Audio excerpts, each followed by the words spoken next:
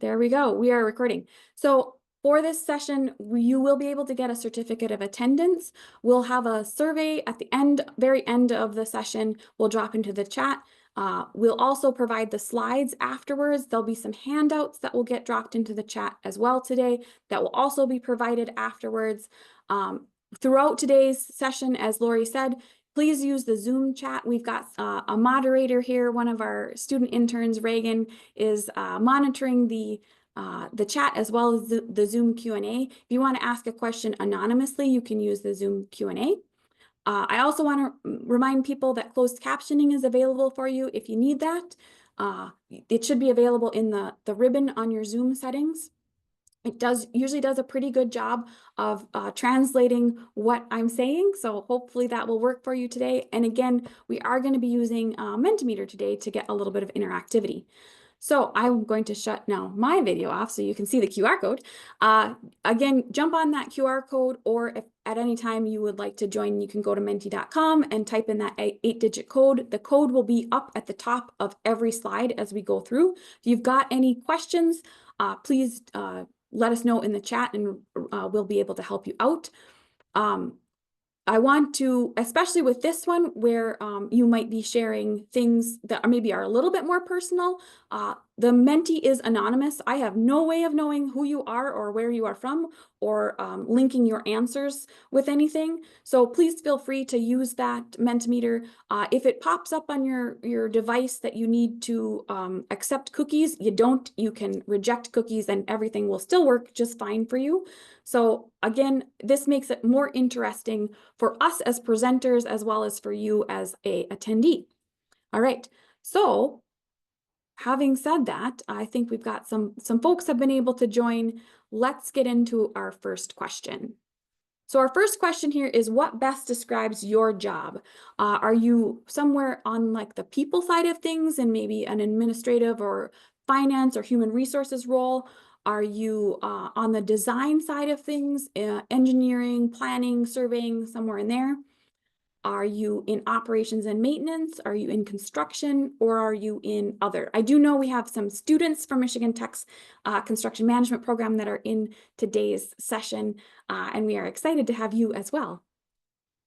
And again, looking through where people are joining from, if you want to put that into the Zoom chat as more of you are joining, it's always interesting to take a look at. We get attendees from all over the country, which should make things interesting with some of the questions that we have today. So it looks like most folks here are on the design side of things, followed by operations and maintenance, which does make sense for our audience of local agency, road commissions, public works, and state DOT. We'll give you just another couple of seconds to get your answers in, and then we'll move on to our second question, which is a question of your opinion about people skills. So thank you for answering this one. Let's move on to our next question. Went too far. Do you feel like people skills are something that you're born with, something that you learn, or a combination of the two? A combination of your nature and then also what you've learned. We look like we are fairly decidedly on a combination of your nature and what you've learned. And also, I do encourage you, if you feel comfortable, please put your answers into the chat too. If you don't want to use Mentimeter or aren't able to use Mentimeter, that's also a perfectly fine way to interact with us today. The Mentimeter isn't used. If you don't participate in the Mentimeter, you still will get your certificate of attendance at the end of this. All right, so it looks like most of us are saying this is a combination of both some skills maybe that you're born with and also some skills that you learn. All right, here's another question for you. Are you familiar with any of the following? So are you familiar with Myers-Briggs personality test? That's that 4-letter designation. It's usually something, INFP or ENTJ, something like that. Are you familiar with enneagrams, which there's, I think, 16? I don't know. The different ones have different numbers of things, or are you familiar with something like type A personality or type B, type C, type D personalities? And for this one, you should be able to answer or select multiple of these. You should be able to select more than one if you're familiar with more than one. So it looks like a lot of people are familiar with like the type A, type B, and as well as the Myers-Briggs. Not as many people are familiar with the anagram, which is, it's a very similar idea to the Myers-Briggs. All right, we'll give you just another couple of seconds to get some answers in, and then we will move on to our next question. We got a bunch of questions here up front, and then we're going to get into some nitty-gritty stuff. All right. Our next question is, has anybody in your life ever used their personality as an excuse for a lack of people skills, or maybe even a lapse? Maybe not necessarily a lack, but maybe just a lapse in their people skills. Your options here are yes, no, or maybe you're not sure. That can include yourself. Yes, yes, that might be you. Have you ever used your personality as an excuse for a lack or a lapse in your people skills? Sometimes you hear folks, you know, I'm an introvert. That's why I don't want to talk to you. All right, it looks like that is a fairly common experience for many of you. All right. So let's talk about some of this. I want to talk about, we'll turn our cameras back on here. I want to talk about these personality tests. So a lot of the times you might have taken one of these personality tests and it tells you that you are an extrovert or you are an introvert or you are a sensing person versus a judging or a perceptive person versus a thinking or whatever it might be. And that really puts you into a box. That is not really the full picture of who you are as a person. It also doesn't really allow you to grow. It doesn't give you the opportunity to be more than that 4 letters. It's more of a snapshot of where you fall on the day. Yes. That you take it. Yes. I have taken that test, the Myers-Briggs test, several times, and I get a different answer every time. I think I have gotten every combination of letters. I always end up with I as an introvert, which I think is somewhat true, but not necessarily true. I mean, I am standing here doing this webinar with all of you. So that is not necessarily something that someone would associate with being an introvert. But I have gotten every other combination of letters for the last 3 based on what mood I'm in on that particular day. So it's just a snapshot. And in saying that, that means that people skills are something that can be learned. Most of you are saying that it's a combination of your natural abilities or inclinations and your education, which is true.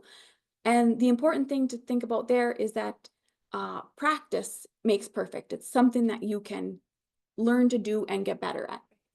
And you really need to think about how you were exposed to learning the people skills that you have. You know, did you have good examples? Did you have the benefit of having somebody that had good skills around you? Or did you grow up like me and you didn't have good examples? You know, just think about how that is, how that fits for you, and how you got to be where you are today with the current skills that you have. Yes, if you feel like you need to improve your people skills, that's wonderful that you recognize that, and you shouldn't feel bad about this because, like Laura said, you might not have had the best examples of what good people skills look like. And you might not have had the ability to have good people skills for a given situation. So how about this one? People skills are something you can learn. They are also a skill that you can improve. When we talk about a skill, that is not something that you are innately God-given with. It is something that you can practice, you can learn, you can get better at. And that is the biggest takeaway from this class, this Lunch and Learn that we're doing today, is that I want you to think about that you can get better at this. We all have the ability to improve. Well, and thank goodness too, really, because if we weren't able to improve through practice, where would that leave us? Yes, you'd just be stuck. So what are some of our people skills? This should be an answer that you can type into the chat. What are some examples of people skills? What do you think of when you hear people skills? Empathy, listening. What else, folks? Active listening. Good listener. We got a lot of listening. In the chat, we have delegation. Delegation, that would fall under people skills. Personable, conflict resolution, being approachable, communication, emotional intelligence. What else? Listening, hearing, being charismatic, interpreting body language, talking and listening, being friendly, yes. Being understanding, being calm under pressure. I'm guessing that the person who said apathy meant empathy. I'm going to make that leap here. Being nice, yes. In the chat, we also have efficient, respect, and engaging. Yes, being engaging, being respectful, those are all some examples of people skills. When we talk about people skills, a lot of the time they kind of all boil down into two categories, and sometimes these overlap, but being empathetic and being able to communicate, which is why we titled this one Connecting and Communicating, because those are two fundamental building blocks in terms of people skills. So let's look at empathy first. We'll turn this off here. This is one of the hardest things for people to get what empathy is. So let's make sure that we get it. Yes. So this is the dictionary definition. Empathy is the action of understanding, being aware of, being sensitive to, and vicariously experiencing the feelings, thoughts, and experience of another. So that's kind of a lot of words. The easy way to say this is, can you put yourself in somebody else's shoes? And so that can be difficult. To be able to put yourself in someone else's shoes, especially if you have not had a lot of different experiences in the world. Because being able to imagine what it's like to be in somebody else's shoes requires some imagination. Right, it can feel alien. Yes, yes. One of the other things with empathy is sometimes people mistake empathy for some other skills or some other traits. So what empathy isn't. So empathy isn't taking on all of the weight of the world, taking on everybody else's burdens or trying to fix everybody else's problems. It also doesn't mean that you never experience emotions like anger or frustration or irritation. You do not have to be a perfect, calm, Zen person all of the time. That is not what empathy is. Yeah, and empathy is not sympathy. So if you're saying I feel sorry for someone or I feel bad for them, that's not what empathy is at all. One of the best ways to consider what empathy is, since it's kind of hard to wrap your mind around, is to think of it like teaching yourself how somebody else experiences life. So putting yourself in their shoes sounds simple and straightforward, but it doesn't always click with the emotion that you're trying to feel. And so if you have others in your life where you're just not quite clicking, see what you can do to teach yourself how to experience life the way that they are. Ask them questions. Ask them, if their experience is much different than yours, say, really? Like, I would have never felt that way in this situation, and just help them teach you. And if you're in the opposite side of that, where somebody is trying to understand where you're coming from, being able to recognize, that that's happening in good faith too. That can be really important, because some people, they genuinely are trying to understand your perspective. And it can be frustrating because you're like, what are you not getting about this? Right. And that's a really good point, because it still is on us to teach others if they're not getting us accurately. Yes. So that is some ideas of what empathy isn't. Some things that empathy would require with this. So it's going to require some curiosity. You're going to have to ask questions in order to understand where somebody is coming from, and also to understand the situation, analyze what's going on. It also requires you to approach this with some level of neutrality and some level of charitability. So when we say neutrality, are you able to not judge the situation from the get-go? Are you able to approach it with an open mind? And then the charitability, are you able to extend some grace to other people who might, maybe they are experiencing something in a way that you would not experience it, but that doesn't necessarily mean that they are wrong or bad for having those feelings. And be willing to be wrong. You know, I still get it wrong. I'll ask somebody who's important in my life, like, did you mean this? And they'll be like, no, like almost offended. Like, oh, I'm sorry. What did you mean? And then I learn. They're teaching me. Yes. Yes. So again, that empathy is really the base of a lot of people skills because it's going to allow you to experience the world through somebody else's eyes and see things from their perspective, which is going to be important for the next piece of this, which is the communication.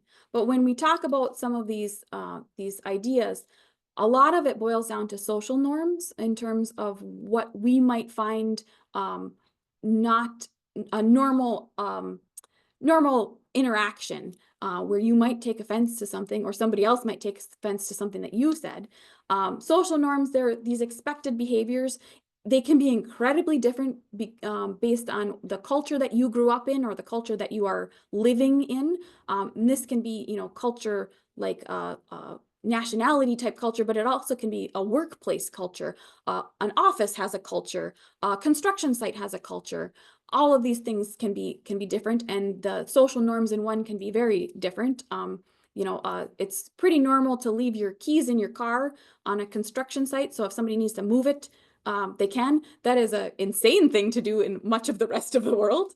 It can also vary by location. Even within the United States, social norms can be totally different depending on where you're coming from. They can also vary with age. Something that might be acceptable, a toddler that's just learning their manners, if they mess up and say, "You're welcome," after they burp, we think that's funny, right? You correct them and you move on. If somebody who's an adult does that, that is a little bit more of a breach of a social norm. And the other thing is that these are learned behaviors. They are not something that you are born knowing how to do. You learn through the culture that you are exposed to. So read the room, be able to know what's going on in your space so that you're not that person that's like totally off out of nowhere coming in with some strange comment. Yes, yes. So I've got another question. This one is a type your answers in. What is an example of a social norm in your community? Go ahead and type some answers in, or you can put it into the chat and we can talk a little bit about this. So some examples that you might be familiar with. If somebody is carrying a big heavy box, it is a social norm to hold the door open for them. Saying bless you when somebody sneezes. Yes. Yeah, holding the door for somebody. For sure, that's a really common please and thank you. Those small words to acknowledge somebody else. Thank you. Yeah, telling somebody that they did a good job. What are some other ones? I appreciate you being friendly, being quiet in the library. Yes, that is a very common social norm. Making eye contact. Yeah, the little pleasantries like good morning, good evening. Being neighborly. In much of the Midwest, smiling and saying hello to total strangers is a pretty common social norm. Waving to your neighbor. Yeah, driving in the correct lane, driving in the fast lane versus the slow lane, depending on what you're trying to do. Yeah, using utensils, knife and fork in your community, that might not be the social norm in another community. Yeah, apologizing if you bump into somebody, the ope in the Midwest, which I didn't realize was a social norm until I was outside of the Midwest, and people don't say ope when they, bump into you or when they, need to squeak by you in the grocery store. Was anybody else taught to stay to the right whenever you're going down a hallway or up a staircase? That's Yes. a social norm. Yes. Handshakes, don't double dip. Yep, that's a social norm. Yeah, all of these for sure. These are great examples of some social norms that most of us are going to be very familiar with. All right. How about, I got another question for you that is another type in the answer. What's an example of a social norm that's normal in other communities, but not something that you do? Like you're aware that people do this maybe in another part of the country, or maybe in another country, or in another culture from you. But it's not something that is normal for you. So yeah, eating with your hands, that's really common in a lot of the world. It might not be something that is normal to you. Shoes off in the house. That's always a huge debate that I think it really depends on where you grew up within the United States on if shoes off is a thing or not a thing. I think in most of the Midwest, it is a thing because you don't want to track, in the wintertime, you don't want to track salt and sand all over your house. I can see in other parts of the country where you might be, that isn't a concern for you, so it isn't as big of a thing.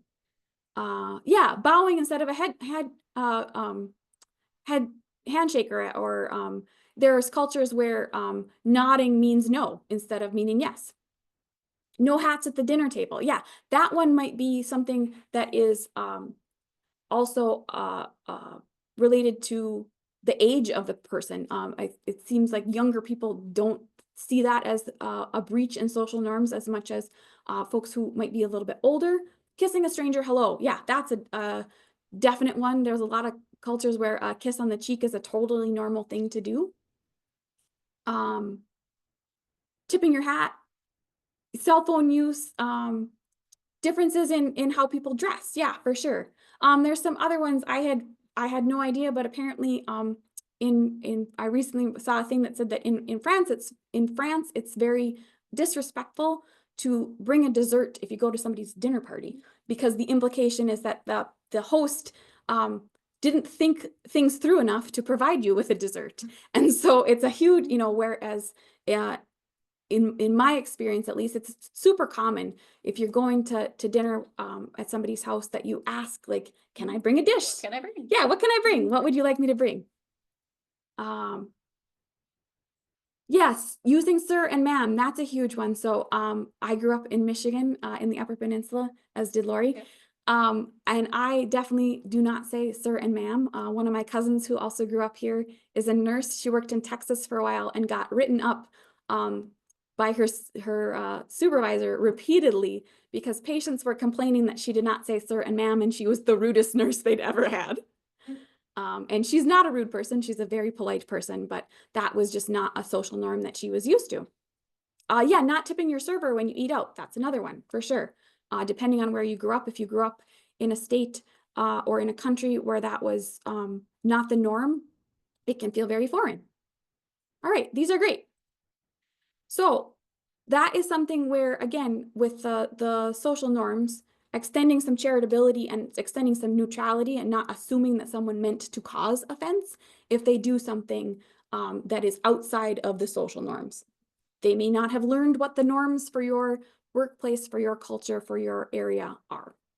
Yeah, it's a little reminder to stop and think if somebody does upset you or annoy you, is there a social norm at play?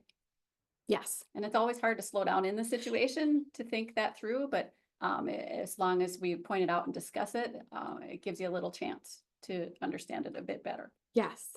All right. So the other piece of this is communication. Are you able to get a message across to people? So when we talk about communications, that can include using the appropriate tone. So if I introduced Lori and said, I'm so glad that Lori's here to help me, right? That is going to convey a very different message than me saying how much I appreciate Lori's help with putting this presentation together. Also the time and place for a conversation. If you're having a really personal conversation about something that's very private, having that in a very public area is probably not the best move in terms of making that other person feel safe in having that conversation. Are you clear with whatever you are trying to convey? Lori had talked about, sometimes you can have the best intentions, but what you understood the situation to be is not actually what's going on. And can you dig a little deeper and understand that situation? Yep. And can you bounce back from being unclear or being confused? Hang in there long enough to get through the conflict and get to the other side. Yeah. All right. So we've got another multiple choice question for you here. Lori has come up with some scenarios for you. I'm going to turn our cameras off here. There are 5 scenarios that we can go through. We want to give you guys a chance to pick which one you would like to see.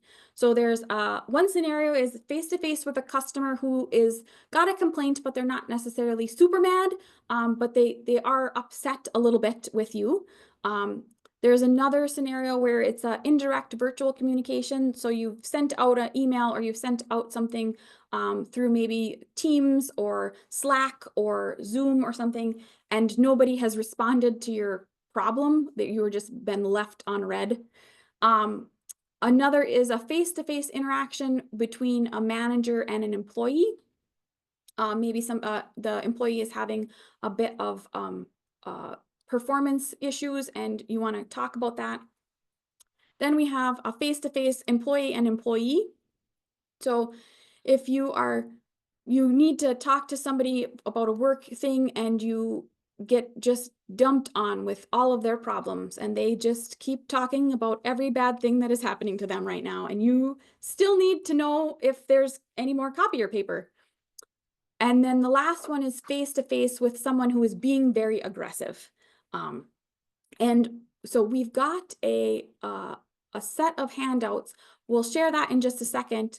But the handout will be available to you. It's got information on all 5 of these scenarios. It looks like the face-to-face manager and employee is what is winning out right now.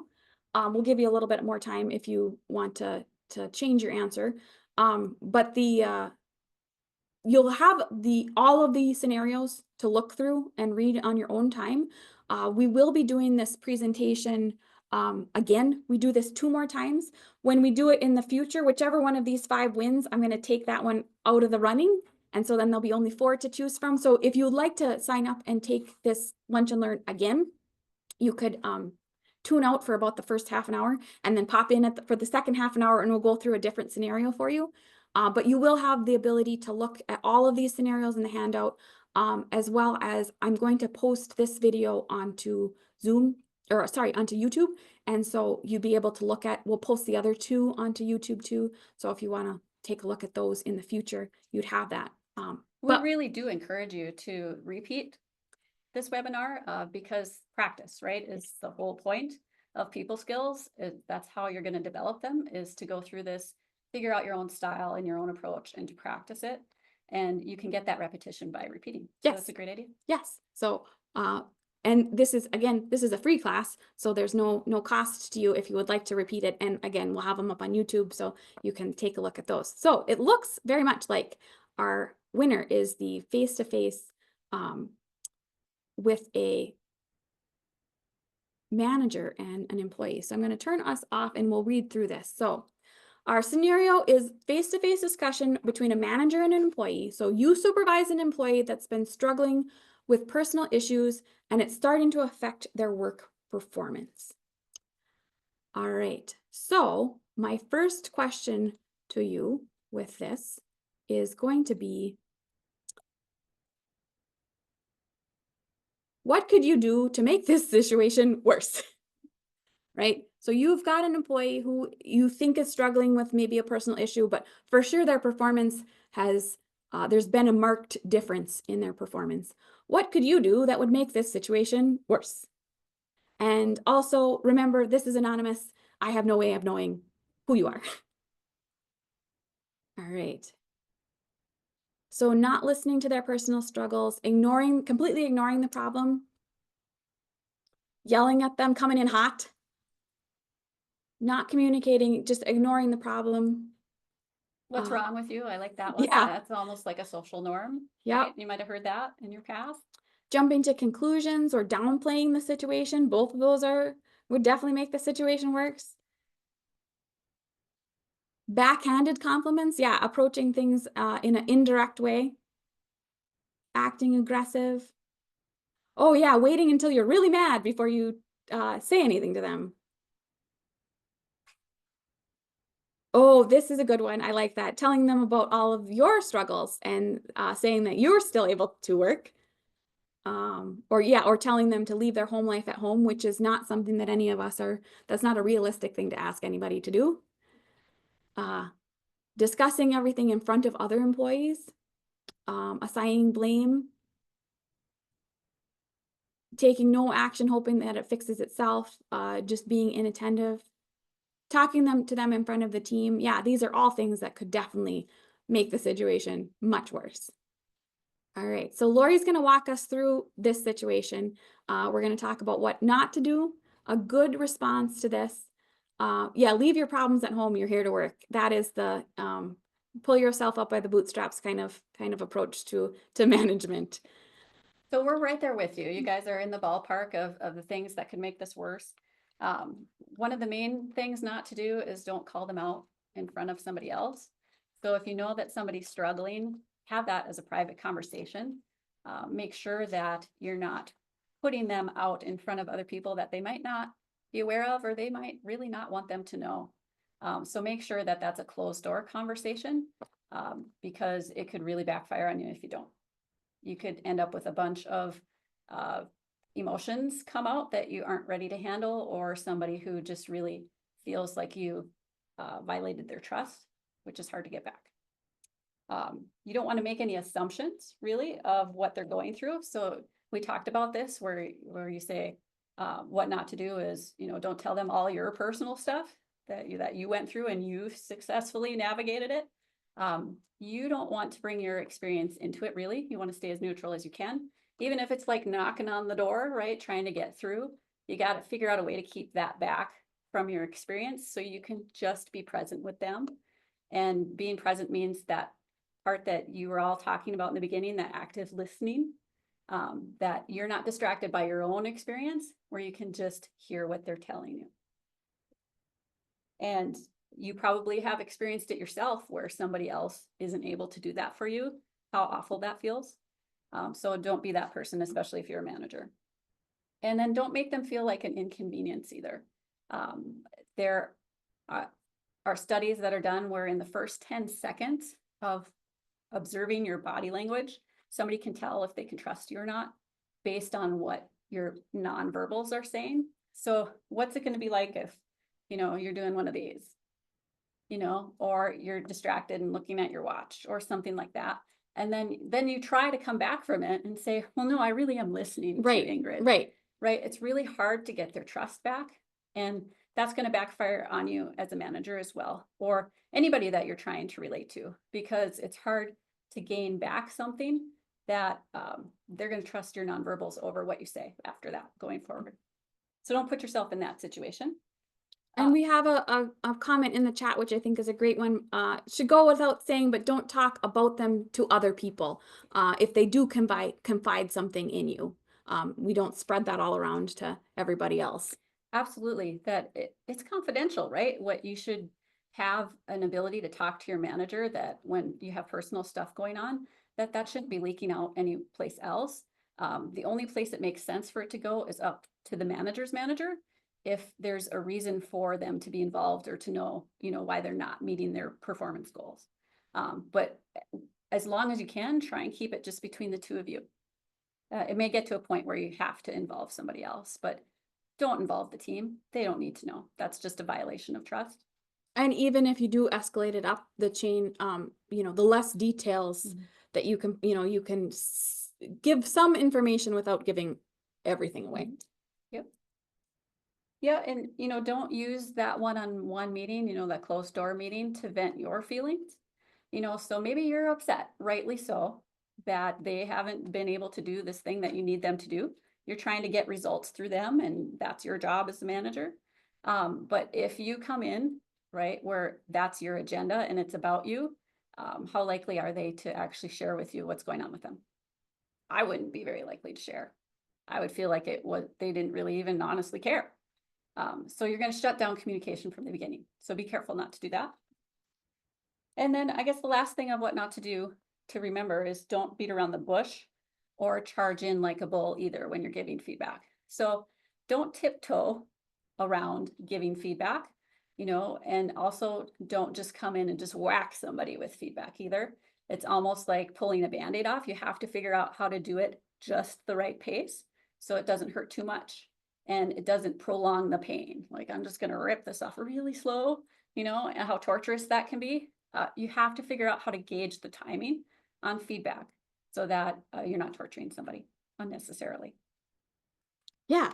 And you know, that what not to do, again, you might not be perfect at this. Improvements on this, thinking through some of these things about empathy. Is this the right time? Is this the right place? Is this the right message? Am I being clear with my message? Am I approaching this with some charitability and some neutrality and some curiosity maybe about what is going on with this person? All of those things, they are going to take some practice to get right. But hopefully through this class, you'll have a little bit more to think about with that. And I think, you know, Lori had said when we were talking about some of the empathy, that ability to just slow down a little bit, and give yourself a moment to think through what you're saying. Can avoid some of these what not to do's, because the what not to do's are definitely, they might be your first instinct, right? Some of them I read through them and I'm like, that would be my first instinct to do. But being able to kind of think through things with a little bit more consideration is really going to help things. All right, so let's talk about what a good response to this might be. So keep in mind that a good response does not mean that this is the only way. So I want you to consider a good response for you in your own style and how you would say it. So this is a place for you to start and for you to look at it and say, I would say it this way. But I want you to sort of look at it from like navigating from this base and then putting your own color into it of what makes you you. So we're not telling you this is black and white. This is the only way to do it. If anything, it's the opposite, because you're coming with a bunch of life experiences, right? That aren't mine, but they're unique to you. Use that. But oftentimes people have a hard time knowing where to start on what to say. This is your starting point. Okay. And so it's good to know that oftentimes there is really no formal support that can be given when the toughest situations are what somebody is facing. So think about what the toughest situation might be. You know, they might have a loved one that's sick, might have a loved one that's died. You know, those are really tough situations. You can't do anything about it, right? As a helper, you might want to fix it, but you can't fix it. All you can do is be there to support them and let them know that you care and to try and help understand what's getting in their way. Okay. That can be hard for people who like to fix things. Yes. Yes. Okay. And so then the next part is what you're trying to do is be willing to show that you're going to lean in towards them. So this is where it's not about you. You're trying to keep yourself separated from what's happening in your own head and your own experience. And you want to lean in to try and understand what their world is like. You want to see what their experience is like, especially if it feels alien to you. That's not a bad thing. That means you got some stuff to learn. Okay. And leaning in their direction shows them that you're willing to be supportive. And I don't mean physically leaning. I mean like that active listening part of not just getting caught up with your own reaction to what they're doing, but trying to understand their side. And then what you're usually looking to do is. Same question, Chapter. Oh, sure. Do you mean nonverbal lean in? No. That's a great question. And so you can, that's not going to hurt anything. Yeah, I'm an expressive person. You can physically lean in. But what it actually means is to try and understand where they're coming from, and that the solution that you're looking for together is one where you consider their side, you consider your side, and you're leaning towards their side to try and understand how to remove barriers for them, to help them be able to complete the tasks that you need them to complete as a manager. Okay. So if you come in with only your side, right, you're leaning away from them. The distance between the two of you is maybe physically bigger and emotionally bigger. It's going to be harder for you to bridge that gap because you're not paying attention to their side. So just remember their side when you're thinking about that conversation. And then at the same time, having a genuine interest in that just means care and concern for what's going on for them. If you could really care less, they're going to know that in 10 seconds, right? We talked about that already. And then that's going to shut everything down from the beginning. So you have to come in with a plan when you have your closed door one-on-one meeting, that you're ready to care and to show your concern. If you're not ready, don't have the meeting yet. Reserve it for when you are ready. If you can't get past your own upset feelings, that's a good cue that you got to wait. Just wait until you're calmed down. And I think that the genuineness really goes back to this needs to be in your own words, in your own style, because if you are using like therapy speak and that's not really who you are, again, it's going to be very obvious that that is not a genuine interaction that you're having with that person, and they're going to be aware of that. So you want to put this in your own words. But again, hopefully this gives you some idea of what type of words might be helpful for this type of situation. All right, so that's a good response, Okay. is to calm yourself down a little bit. Yep. And to think things through a little bit and to lean towards them in terms of maybe what a resolution might be. Let's talk about maybe what the best response could be. So if a good response is more general, right, and you're adding in your own flavor, the best response is one where it's going to be more specific in how you say things and what you can say. And keep in mind that this is not a directive or black and white. This is where I want you to look at it and say, is that really how I would do this? And if it's not, that's okay. But what would you do instead? What would you do instead to lean towards them in a way that shows them that you have care and concern for them? But at the same time, you're a manager who has responsibilities that has to get results. Okay, how can you do both at the same time? Okay, so this one again, having a one-on-one closed door private conversation, right? That's not really an optional, right? You want to do that when it's a personal information. You don't want that leaking out. Manage your own frustrations beforehand. That's here again because it's important. If you're not in control of your own self, the actual ability for someone to think that you're there for them is going to be totally out the window. They're going to be able to sense that it's about you and shut down. Okay, so be direct. Acknowledge what the behavior is that is causing a problem. So again, don't beat around the bush. If they're late, tell them you've been late for the last, however many days. If they haven't completed a task that needs to be completed by a certain date, don't just tiptoe around it and, where they're not really sure what you're going to talk to them about. Be clear why you're having that meeting so that it's not a mystery or they're really not going to be surprised at the end that that was your intention. Be very clear.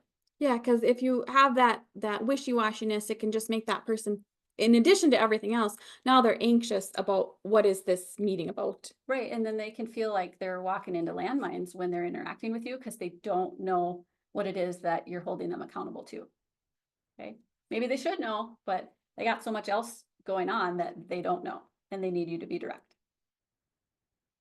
So there's an example there. I've noticed that you've been late. Be very specific, since you had an accident or a divorce or you lost a loved one or whatever that event is that's hard for them. You want to understand how that's impacting their ability to perform their duties. And then this is an important part that's hard for a lot of people. Give them space to answer the question in silence. Don't talk over them. Don't answer the question for them. Don't make assumptions that you know what they're going to say. Just be quiet. See what they say. Give them a chance to have a thought process first and formulate their answer. Oftentimes people will step on somebody's thought process and then jump in and answer for them. And then it kind of wrecks it from the beginning.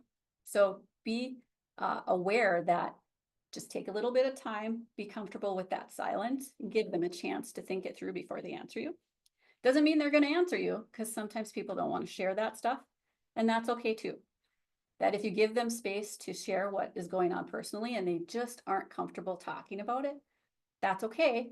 You just want them to know that you don't need to know the details, but you do need to talk about what's getting in the way in case you can help them through it and do what you need to do to still get them to be able to perform their duties. Okay.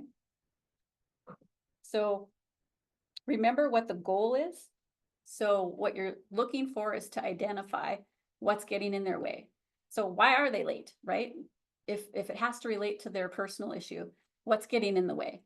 And Don't answer it for them. Find out what it is. You know, maybe they're having to take care of a sick loved one, and now they can't get their kids to daycare on time, and they're late every morning. And until their loved one gets through chemotherapy or something, that's going to be happening. And those are realities that you need to understand. If you don't know that information and you're just kind of coming down on them like a hammer, think about what that would be like for somebody who's struggling to take care of somebody. Okay. So as much as you can, try and get that information so you can understand the reality of what they're up against, because that will give you the best likelihood to remove the barrier for them.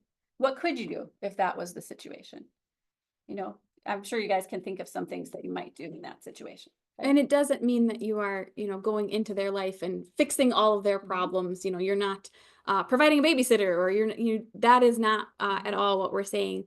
But there are probably some ways that you can support that person at work. And Lori, would this be a good time maybe to make sure that that person is aware of maybe some of the support, like if you have an employee assistance program, is this a good time to have that conversation, or should that be? Absolutely. Oh, no, absolutely. If you're starting to get some details and they're opening up to you, and it's a employee assistance program sort of moment, be ready. You have that knowledge as a manager. If you got to play that card, be ready to. Sometimes you don't need to. Sometimes just talking about it will get them to sort of get their stuff together and be like, I don't want to be a problem. I'm going to fix this myself. But if they can't do that with your extra support, they might need that. They might need you to play that card and help them understand what's available to them so that they have that extra part that they're not going to figure out on their own right now. I mean, whoever came to their manager and said, I need employee assistance, Yeah, right? yeah. And especially if they're already overwhelmed with Mhm. whatever it is that they're dealing with, it might be just not on top of mind of what resources are available to me. Okay, and then remember that we're not saying that you're just going to excuse everything because somebody has personal issues going on. That's not at all what we're saying. So as you go through the best response, make sure you get all the way to the middle and to the bottom, because you're still going to be holding them accountable in a way that shows them that you care and that you have concern for them. They know that you have a job to do. You're not going to bust in, that rough way that we were talking about and just demand that they do what you want done. You want to have that care and concern about it, but then you also still want to be firm that, they have things that they're accountable to. You're not letting them off the hook per se, but you might be giving them some short-term direction or some things that have an expiration date as supports, so that you can get them through the time in the middle from where they're struggling to where they're out of it. Okay. Okay. And I guess one of the big things, without going through each step, and we talked about some of these already about keeping it confidential, but make a very clear verbal agreement, whatever it is that you decide to do together. So if I was talking with Ingrid and she and I decided that we were going to stagger my start time and that I would stay late, we would be like, oh, okay, that sounds like a good plan. And then I would document that as her manager in writing, and I'd have her sign it. And then we would review that in however much time that we agreed to. So if we're like, okay, it's going to take a couple weeks, in 2 weeks, we'll sit down again. We'll do this. We'll have the same conversation, see how it's going. We'll decide if it's been effective, if you're through it, we need to, end the agreement. Just make it a formalized step so they can't come back and say, what? That's not what I agreed to. Right, right. Yeah. So you want to have that as a option in your pocket where it's clear what you agreed to, so they can't come back and say that you said something that you didn't really say, which can put you in a bind as manager. Okay. Okay. Well, And I have dropped this Yeah. resource that gives you, Lori has spent a lot of time and put together this wonderful resource for you. So that has all 5 of these scenarios, and it goes through for each one of them what not to say, a good response that get you in the ballpark, get you started, and then some ideas for what a best response might be. And that is in the chat. Again, that's going to be available to you after this webinar. We'll be able to send that out when we send out the certificates of attendance. We are getting a little bit close to the top of the hour. So if anybody does have any questions, please put them in the chat, or you can use the Zoom Q&A if you want to ask an anonymous question. But hopefully this was helpful. It gave you at least some things to think about. And like I said, we will do other scenarios in the other 2 people skills classes that we have later in the fall. And we will post all of them to YouTube as well for you to review later on. So with that, I do really appreciate Lori's time here. I appreciate you guys for being here. We will put the SurveyMonkey link into the chat. Reagan just did that. Thank you, Reagan. That SurveyMonkey link will allow you to put your information in to get that certificate of attendance. And it really does help us to show that these webinars, these lunch and learns that we're doing are being attended by people, that we're not just shouting into the void. So please do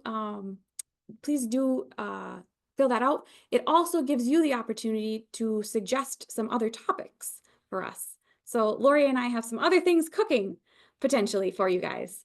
And the great thing about coming up with these scenarios for you guys is that ultimately there's a whole nother training in there. So if you're interested in going deeper into, you know, how to have a great social foundation and to be able to cement great relationships with people in your life, not just at work, but at home too, let us know in your evaluation if that's something that would be interesting to you, because we have it ready and available. Yes, that could be something that was an in-person, that could be like a half day or a full day, depending on how much information you would like to get. And that can also be something that is we could also do some more lunch and learns. We could do something that was team building. We could do something that was active listening. Oh, we have our video has frozen, so we will turn that off. Sorry about that. Should get it back here in a second. But yeah, we have that ability to do that. So please let us know if you have any suggestions. We would really appreciate that. And if you're having any problems with the survey link, let us know. We can drop it in the chat again if you need, or Lori and I will hang out here for a little while. If you do have any issues with our SurveyMonkey link, I think our camera's there. Oh, no, maybe not back yet. Sorry. You don't get to see us anymore. We are done, but we do appreciate you guys attending this. We've got the effective meetings class that is coming up later on, as well as 2 more of these people skills and the train the trainer, 2 more train the trainers as well. So thank you guys for attending. And I hope that you have a wonderful rest of your afternoon. And again, we'll hang out. If you have any problems with the survey link, let us know.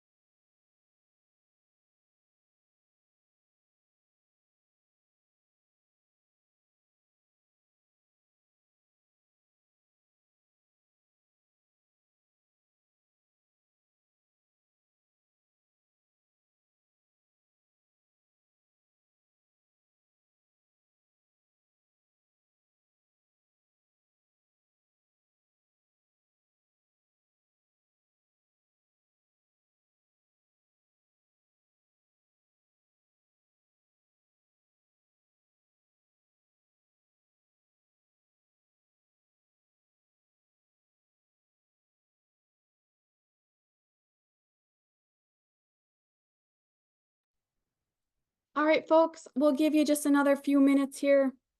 I'm going to close the room in about a minute. If you haven't grabbed that SurveyMonkey link, please do so now. If you're having any trouble filling it out, let me know. Otherwise, thanks for joining us, and you are free to go. Hope you have a wonderful rest of your day.